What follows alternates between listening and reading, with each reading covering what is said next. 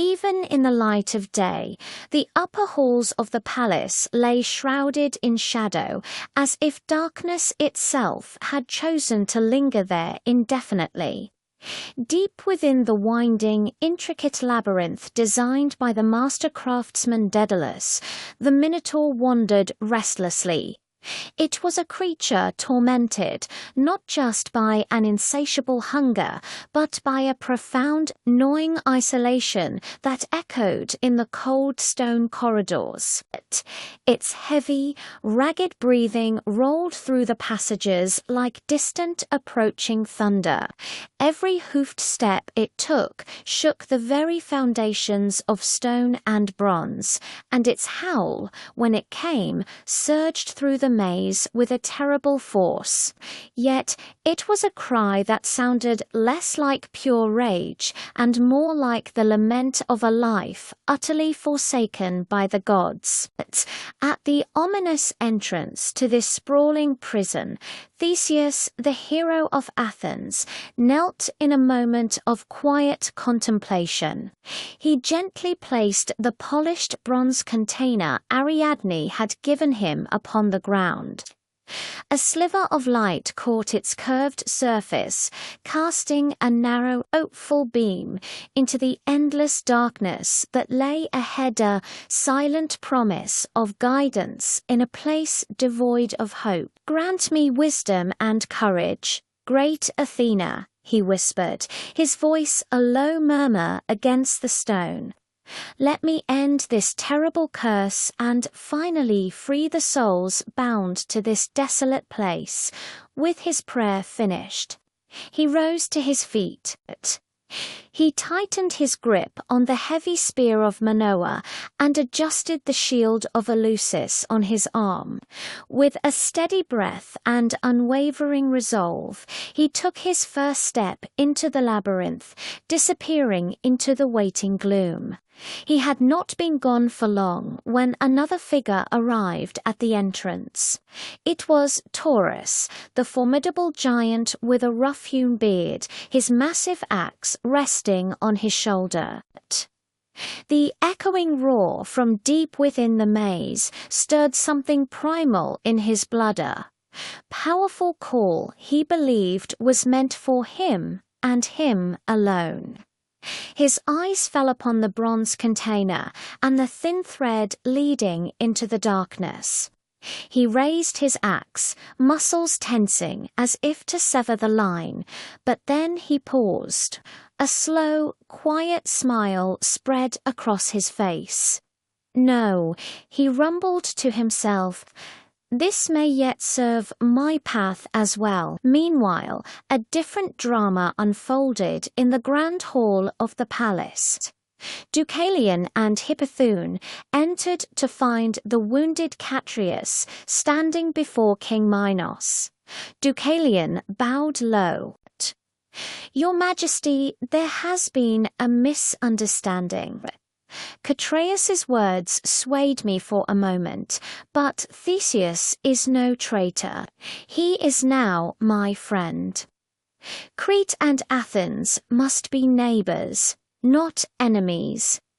The frail King Minos closed his eyes and sighed. "I have already promised that if Theseus defeats the monster, I will abolish the treaty of human tribute. But the matter of peace, that is not for me to decide. It will be your duty, Deucalion, as my successor."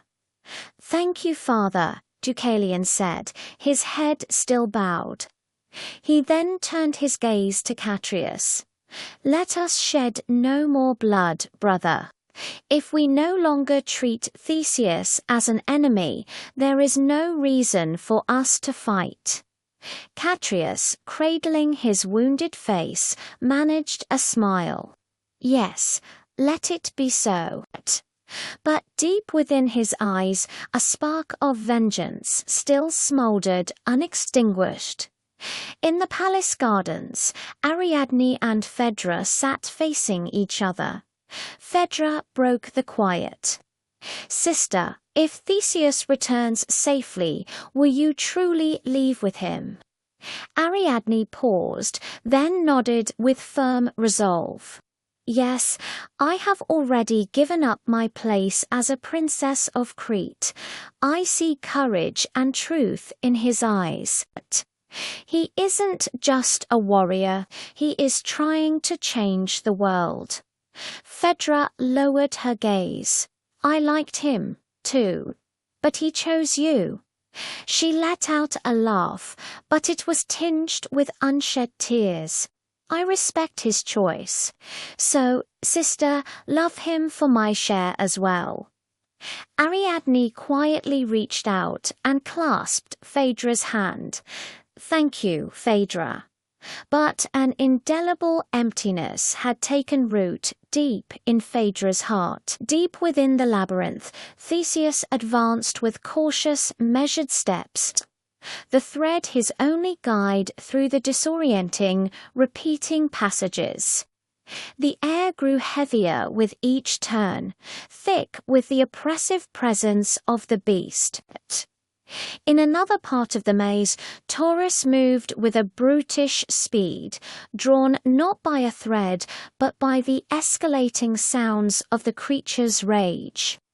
At last, he burst through a narrow corridor into a vast cavernous chamber, and there, before him, stood the Minotaur. Its towering form filled the immense space, its eyes glowing with an ancient, inhuman awareness. The very air around it seemed thick and charged, as if the maze itself were holding its breath in anticipation. Overwhelmed, Taurus dropped to his knees. You are the power we have awaited," he cried out, his powerful voice trembling with a fervent, misplaced devotion. "Together we will bring down Crete and usher in a new age." The creature regarded him in a profound, unnerving silence. Then it moved. In a single, fluid and overwhelming motion, Taurus was lifted from the ground. His cry of shock and devotion was swallowed by the echoing depths of the labyrinth, and then there was only silence. When the stillness was broken, it was by the Minotaur's roar, a sound of pure, untamed fury that shook the very walls of its prison. That roar reached Theseus. "So close," he murmured, pressing his hand against the stone. "Just beyond this wall." The Minotaur, in turn, sensed him too. Stone cracked and splintered as the beast charged forward, smashing through the wall that separated them. Theseus braced himself, shield raised, his heart pounding in his chest. "For Athens," he yelled, his voice a battle cry. His spear flew true, striking the monster's shoulder. The impact forced the creature back a step, its roar of pain and rage filling the claustrophobic space. A massive, hairy arm swung, slamming Theseus against the wall with enough force to knock the air from his lungs. Gasping, with the last of his strength, Theseus drove the edge of his shield upward, momentarily blinding the creature. Seizing the opening, he shifted his stance, angled his reclaimed spear, and with a final, desperate surge of power, struck again. The labyrinth itself seemed to tremble as both hero and monster crashed to the ground in a tangled heap.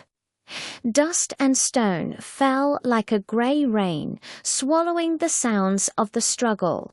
When the air finally stilled and the dust began to settle, a single beam of light from the forgotten bronze container pierced through the gloom, falling upon two silent, unmoving shadows. The great curse of Crete was finally broken.